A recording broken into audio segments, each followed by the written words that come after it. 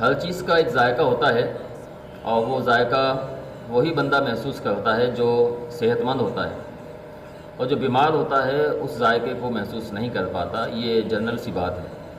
ایسے ہی دین کا بھی ایک ذائقہ ہے اور ایمان کا بھی ایک ذائقہ ہے۔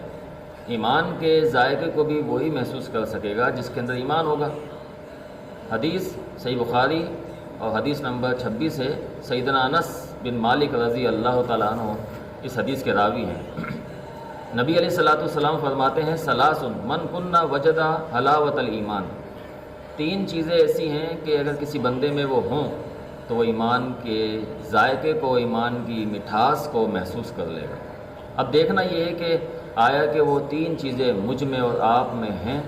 اگر ہیں تو ایمان کا ذائقہ پھر ہمیں کہیں نہ کہیں محسوس ہوگا، اگر نہیں ہیں تو اس کے لیے پھر ہمیں فکر کرنی ہے۔